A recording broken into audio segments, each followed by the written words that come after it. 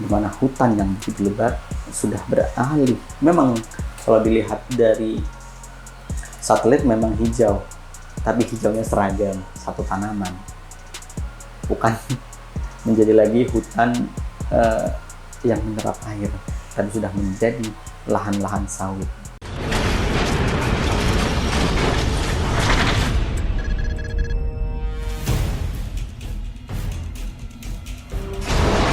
Bismillahirrahmanirrahim. Assalamualaikum warahmatullahi wabarakatuh. Kawan-kawan Bartuk, dimanapun Anda berada, semoga dalam keadaan sehat walafiat. Kembali lagi bersama saya Khairuddin Khair. Kali ini masih dalam program membahas tentang kezoliman yang dilakukan oleh manusia sejak zaman Nabi Adam sampai sekarang. Kita kemarin membahas tentang kezaliman pertama, yakni yang dilakukan oleh anak putra Nabi Adam, dan itulah merupakan dosa pertama, ya, kezaliman pertama yang dilakukan oleh anak cucu Nabi Adam, yakni pembunuhan. Kemudian kali ini kita akan beralih ke zamannya Nabi Nuh alaihissalam. Kita ketahui bahwa Nabi Nuh alaihissalam merupakan Rasul yang pertama kali diutus. Jadi Nabi Adam dan Nabi Idris itu kalau menurut catatan para ulama itu merupakan Nabi saja, gitu. Dia merupakan Rasul. Tapi Allah alam ya, ini ada beberapa pendapat, tapi disebutkan bahwa Nabi Nuh ini adalah Rasul pertama dan juga merupakan Rasul ulul azmi pertama, karena Nabi Nuh ini merupakan Nabi dan Rasul yang mempunyai kesabaran yang tinggi. Dan Nabi Nuh ini termasuk anak cucu Adam dari generasi yang belum jauh itu, kalau menurut catatan-catatan di kitab-kitab Israiliyat gitu. Karena dia baru keturunan ke-5, kalau misalnya 5 atau 6. Jadi masih belum terlalu jauh. Dan ketika ayahnya Nabi Nuh ini masih hidup, Adam itu juga masih hidup. Karena usia Nabi Adam itu dikatakan mendekati 1000 tahun. Ya, untuk kezaliman yang dilakukan oleh umat Nabi Nuh merupakan kesyirikan, gitu, yakni menyembah selain Allah. Di mana kesyirikan ini diawali dari sebenarnya penyembahan berhala ini, penyembahan berhala ya, adalah kezaliman kedua yang merupakan kezaliman yang terbesar, yakni kesyirikan, gitu, karena menyekutukan Allah, gitu. Dimana sebenarnya berhala-berhala yang disembah oleh kaumnya Nabi Nuh ini adalah merupakan tokoh-tokoh mereka, tokoh-tokoh yang saleh, gitu. Yang disebutkan dalam Al-Quran namanya Yahud, Sa'uk, Suwa, itu bendera Yahud. Ulangannya.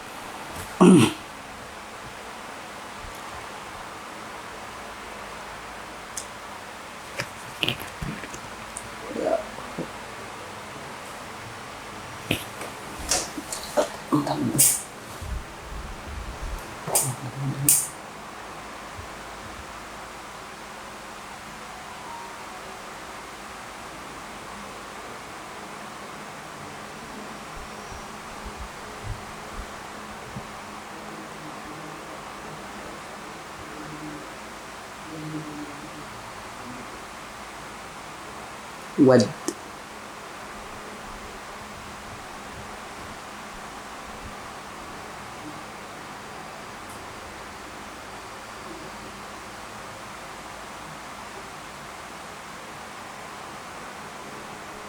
Yakut siap Nasr.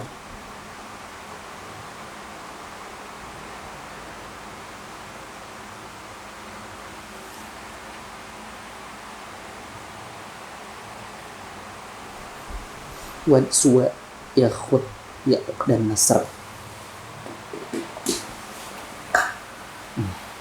Bismillahirrahmanirrahim. Assalamualaikum warahmatullahi wabarakatuh. Kembali lagi bersama saya Khairuddin Khair dalam pembahasan tentang kezaliman-kezaliman yang dilakukan oleh anak cucu Adam dari masa Nabi Adam sampai masa sekarang. Kita lihat di episode sebelumnya kita telah membahas bagaimana kezaliman pertama, dosa pertama yang ditumpahkan oleh anak cucu Adam di bumi, yakni pembunuhan, dan itu juga nanti adalah perkara kejahatan yang nantinya akan pertama kali diadili oleh Allah SWT di akhirat. Masa berlanjut ke yang akan kita bahas kali ini adalah bagaimana kezaliman yang dilakukan oleh kaumnya Nabi Nuh alaihissalam.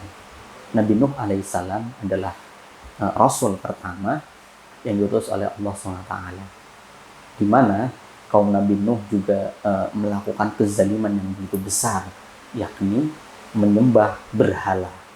Dan adalah kesyirikan pertama, syirik, menyembah berhala.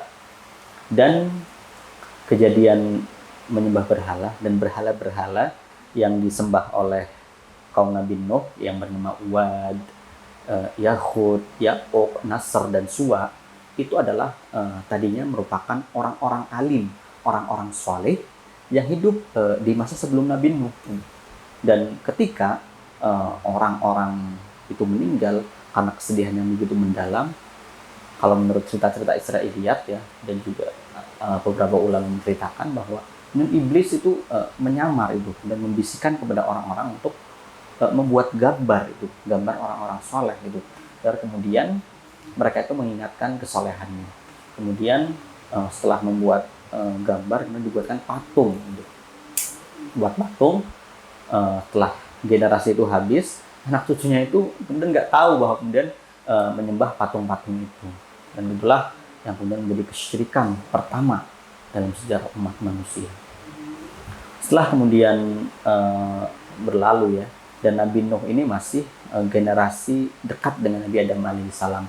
Kurang lebih baru generasi sampai ke Nabi Adam alaihissalam itu 6 generasi ya, belum 5 atau 6 kalau menurut catatan dari kitab-kitab Israiliyat. Dan berhala-berhala ini yang disebutkan dalam Al-Quran ini, Wad, Ya'uq, Yahud, Nasr, dan Suwa ini berhala-berhala yang begitu istimewa, mereka istimewakan. Bahkan ketika kekeringan, mereka menyembah, meminta hujan, dan sebagainya. Dan tidak lama kemudian diutuslah Nabi Nuh alaihissalam. Nabi Nuh ini adalah nabi yang salah satu nabi yang pertama juga dalam kelompok ulul azmi, yakni nabi-nabi yang mempunyai kesabaran yang tinggi. Dan Nabi Nuh ini subhanallah, Nabi Nuh ini usianya dalam Al-Quran disebutkan 950 tahun. Dan selama itu pula, sebelum itu Nabi Nuh itu berdakwah siang dan malam kepada kaumnya. Dan kemudian Nabi Nuh alaihissalam ini berdakwah terus sampai kemudian kaumnya ini menganggapnya gila, mengusirnya, dan sebagainya. Ketika berdakwah itu diusir dan sebagainya. Bahkan salah satu putranya yang di Kanaan pun mengikuti kaumnya menyembah berhala. Dan ketika Nabi Nuh berdakwah bertahun-tahun, tetap orang-orang kaumnya itu tetap menolaknya. Bahkan sampai ratusan tahun, sampai kemudian orang itu punya anak, sampai punya cucu, itu tetap dalam kekafiran.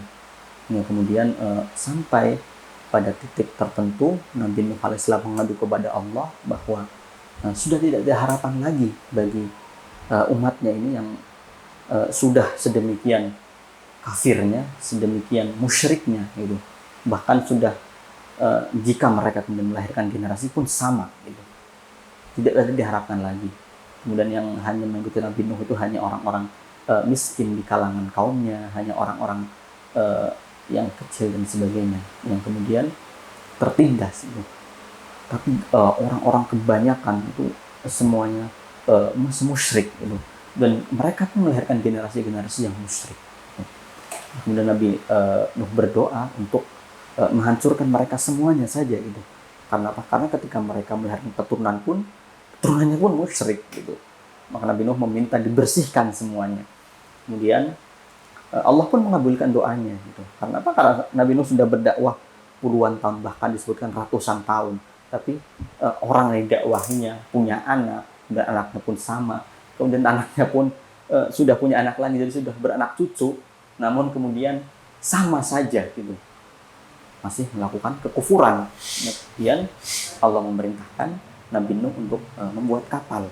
Dan subhanallah, Allah membimbing Nabi Nuh alaihissalam membuat kapal yang begitu besar.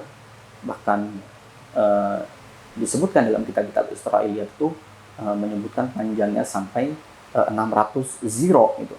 Ziro itu ukuran dari ini sampai sini ya, sampai sini kalau nggak salah.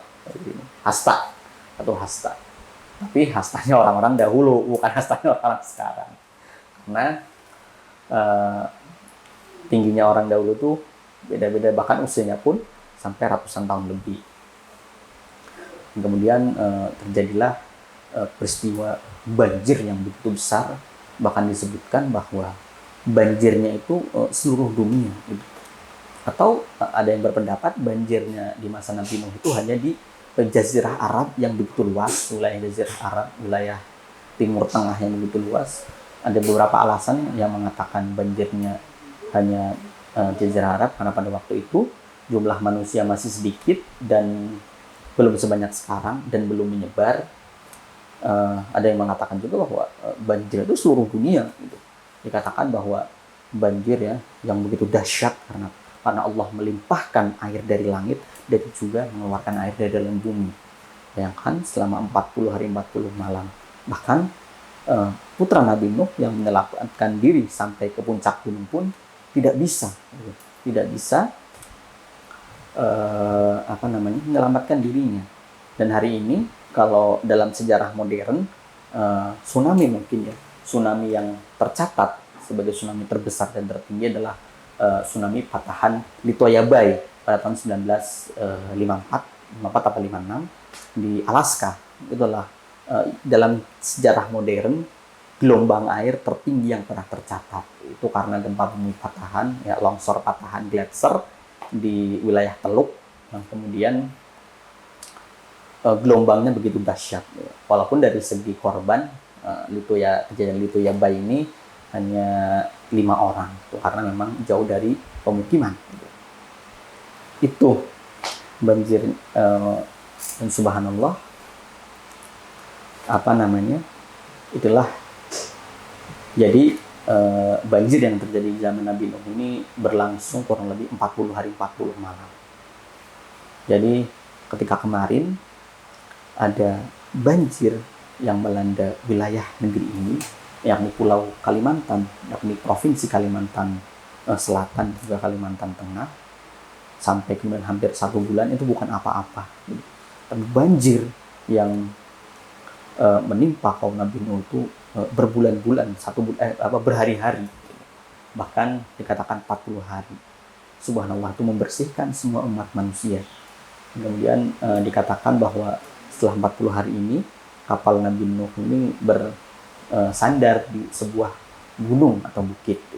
Ada yang mengatakan di sekitar Irak, ada yang mengatakan di sekitaran Turki, wallahu a'lam, karena Turki dan Irak itu juga berbatasan. Dan jumlah orang yang mengikuti kapal Nabi Nuh itu hanya Nabi Nuh dan anak-anaknya, anak dan menantunya, dan juga istrinya, dan juga orang-orang yang beriman. Di Irak tuh kalau kita membaca kisah-kisah Nabi Nuh, itu ada desa yang disebut dengan Suk Samanin. Itu merujuk pada orang-orang yang selamat di kapal Nabi Nuh, karena jumlah mereka itu hanya 80. Dan kemudian setelah kapalnya bersandar, kemudian berlanjutlah kehidupan manusia. Dan diingat bahwa yang melanjutkan anak keturunan manusia adalah putra-putranya Nabi Nuh alaihissalam, yakni Sam, Ham, dan Yafid. Di mana kemudian mereka lah yang kemudian menurunkan suku-suku di berbagai belahan dunia.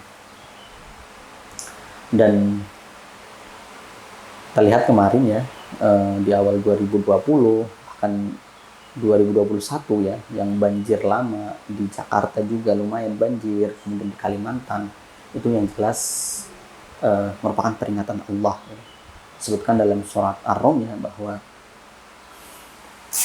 kerusakan yang terjadi di bumi itulah akibat ulah tangan manusia.